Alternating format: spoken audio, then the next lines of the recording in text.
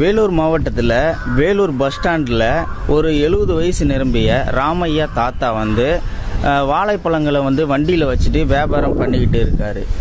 இவர் காலையில் 10 மணிக்கு எழுந்திரிச்சு குளிச்சுட்டு பூஜையெல்லாம் போட்டுட்டு சாமி கும்பிட்டுட்டு பழங்களை தன்னுடைய வண்டியில் எடுத்து அடுக்கி வச்சுக்கிட்டு வழக்கமாக வர தெரு வழியில் வியாபாரம் செஞ்சுக்கிட்டு வேலூர் பஸ் ஸ்டாண்டுக்கு வந்துடுவார்.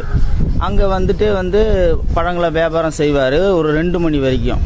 அதுக்கப்புறம் தன்னுடைய வீட்டுக்கு போகிறதுக்காக வழக்கமாக வர அந்த தெரு வழியில் வியாபாரம் பண்ணிக்கிட்டே அப்படியே போவார்.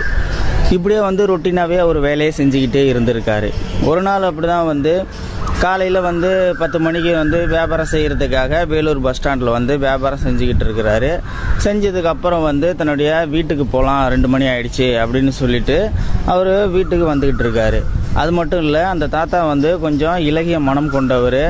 அந்த தாத்தா கிட்ட யாராச்சும் பேரம் பேசி இவ்வளோக்கு தான் கொடுக்கணும் அப்படி இப்படின்னு சொல்லி கேட்டாங்கன்னா கூட சரி கொடுக்குறத கொடுத்துட்டு வாங்கிட்டு போங்க அப்படின்னு சொல்லி அந்த தாத்தா பழங்களை கொடுப்பாரு. அது மட்டும் இல்லை, ரோட்டில் யாராச்சும் கையேந்திக்கிட்டு பிச்சை எடுக்கிற மாதிரி இருந்தாங்கன்னா அவங்களுக்கும் தானமாகவே பழங்களை எடுத்து இந்தாங்க சாப்பிடுங்க என்னால் முடிஞ்சது அப்படின்னு சொல்லி கொடுப்பாராம். ரொம்பவும் வயசானவங்களுக்கும் அவர் பழங்களை கொடுப்பாராம். என்னால் முடிஞ்சது இதை சாப்பிடுங்க அப்படின்னு சொல்லி கொடுப்பாராம். இந்த மாதிரி கொடுக்கறதால அவருக்கு ஒரு ஆத்ம திருப்தி கிடைக்குது அப்படின்னு சொல்லிட்டு அவர் சொல்கிறாரு. அப்படி தான் ஒரு நாள் தெரு ஓரங்களில் பழங்களை வியாபாரம் செஞ்சுக்கிட்டு போயிட்டே இருக்கும் பொழுது அவர்கிட்ட மாமூலாக அவர் டெய்லியும் வர்றதுனால அந்த தெருவில் இருக்கிற நிறைய பேர், பெண்களும் சரி ஆண்களும் சரி, எல்லாருமே அவங்கக்கிட்ட பழங்களை வாங்க ஆரம்பிச்சிட்டாங்க.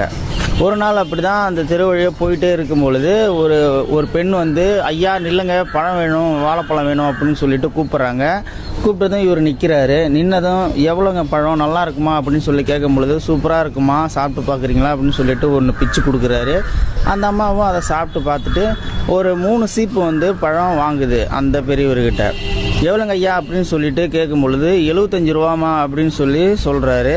இந்த அம்மாவும் 100 ரூபா தாளை அப்படியே கொடுத்ததும் மீதி 25 ரூபா அவர்கிட்ட சில்லற இல்லை. அவர்கிட்டையும் வியாபாரம் செஞ்ச காசில் 100-200 இருக்குது. அப்புறம் அந்த பெரியவர் என்ன சொல்கிறாருன்னா, ஏம்மா எனக்கிட்டையும் சில்லற இல்லை, கொஞ்சம் நேரம் வெயிட் பண்ணுங்க, கொஞ்சம் வியாபாரம் வந்துச்சுன்னா சில்லற வரும், அதுலேருந்து நான் எடுத்து கொடுக்குறேன், கொஞ்சம் வெயிட் பண்ணுங்க அப்படின்னு சொல்லி அந்த பெரியவர் சொல்கிறாரு. அதுக்கு அந்த பொண்ணு என்ன சொல்லுதுன்னா, அந்த அம்மா இல்லைங்க ஐயா, எங்கள் வீடு தான் உங்களுக்கு தெரியும்ல, நீங்கள் மாமூலாக வர ஆள் தானே, நீங்கள் எங்கள் வீட்டிலே கொடுத்துருங்க, நான் வீட்டுக்கு போகிறேன் அப்படின்னு சொல்லிட்டு அந்த அம்மா போயிடுச்சு. அதுக்கப்புறம் கொஞ்சம் நேரம் கழித்து வியாபாரமும் நடக்க ஆரம்பிக்குது.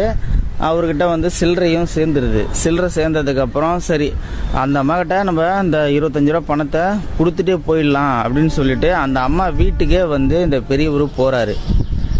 போனதும் அந்த வீட்டு கதவை திறக்கலான்னு பார்த்தா அந்த கதவு திறந்தே கிடந்ததும் இவர் உள்ளே போகிறாரு. உள்ளே போனதும் அந்த அம்மாவுடைய பொண்ணு போல இருக்குது, சோபாவில் படுத்து தூங்கும் பொழுது அந்த பொண்ணோட வயசு 21 வயசு இருக்கும்னு நினைக்கிறாரு. ஆனால் அந்த பொண்ணோட ஆடைகள்லாம் விலகி கொஞ்சம் ஆபாசமாக தெரியுது. இதை பார்த்ததும் அடடா அப்படின்னு சொல்லிட்டு அந்த பெரியவர் சங்கோச்சப்பட்டுக்கிட்டு வெளியில் ஓடி வர்றாரு. வெளியில் ஓடி அந்த வீட்டோட காலிங் பெல்லை அமுக்குறாரு.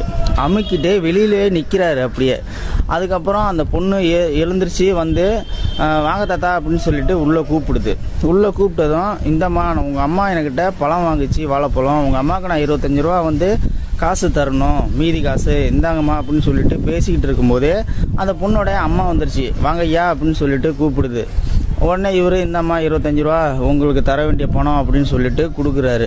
அட ஏங்க ஐயா, நாளைக்கு இப்படியே தானே வருவீங்க, நாளைக்கே கொடுத்துருக்கலாம்ல, இதுக்காக மெனக்கிட்டு எதுக்கு இவ்வளோ தூரம் வந்தீங்க அப்படின்னு சொல்லிட்டு அந்த அம்மா சொல்லுது. இல்லைம்மா, எனக்கும் 70 வயசுக்கு மேலே ஆயிடுச்சு, நான் யாருக்கிட்டேயும் கடன் வச்சுக்கிட்டதே இல்லை, நான் உழைச்சி சாப்பிடுவேன், உழைச்சி அதில் வர காசில் தான் நான் சாப்பிடுவேன்.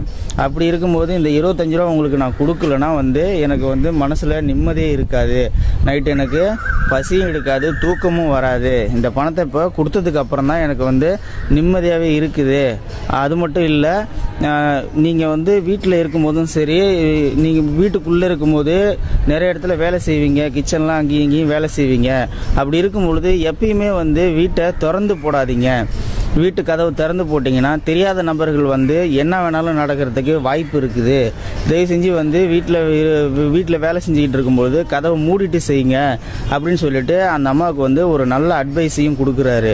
அது மட்டும் இல்லை, அந்த பொண்ணு சோபாவில் ஆபாசமாக படுத்திருக்கும் பொழுது அந்த பொண்ணுக்கு பக்கத்தில் இருக்கிற டேபிளில் வந்து செல்ஃபோன் இருந்திருக்குது, பணப்பை இருந்திருக்குது. அது மட்டும் இல்லை, அந்த பொண்ணு ஆபாசமாகவும் படுத்திருந்திருக்குது. இதை எதையுமே அவர் எடுக்கவும் இல்லை, அந்த பொண்ணை எதையும் செய்யவும் இல்லை. அந்த தாத்தா வந்து நேர்மையாக வந்து அவங்களுக்கு வந்து ஒரு நல்ல அட்வைஸையும் கொடுத்துட்டு போயிருக்காரு. ஸோ இந்த தாத்தாவுடைய ஆக்டிவிட்டீஸை வந்து கண்டிப்பாக நம்ம பாராட்டியே ஆகணும். இந்த 70 வயசுக்கு மேலே இருக்கிற இந்த வயசானவர் வந்து உழைச்சி தான் சாப்பிடணும் அப்படின்னு சொல்லிட்டு சொல்கிறாரு, ஒரு நல்ல கருத்தை சொல்கிறாரு. அது மட்டும் இல்லை, அந்த அம்மாவுக்கு வந்து ஒரு அட்வைஸையும் கொடுத்துருக்காரு. அது மட்டும் இல்லை, முக்கியம் அவர் வந்து இந்த வயசு வரைக்கும் கடன் இல்லாமல் இருக்கிறாரு. கண்டிப்பாக வந்து அவரை நம்ம பாராட்டி ஆகணும். நீங்கள் பாராட்டணும் அப்படின்னு நினச்சிங்கன்னா உங்கள் பாராட்டுக்களை கீழே இருக்கிற கமெண்ட் செக்ஷனில் மறக்காமல் சொல்லுங்கள். இந்த பதிவு பிடிச்சிருந்தா ஒரு லைக் பண்ணிக்கோங்க. இந்த பதிவை மற்றவங்களுக்கும் ஷேர் பண்ணுங்கள். அப்படியே நம்ம சேனலை சப்ஸ்கிரைப் பண்ணிக்கோங்க. மறக்காமல் பெல் சிம்லையும் கிளிக் பண்ணிக்கோங்க. நன்றி, வணக்கம்.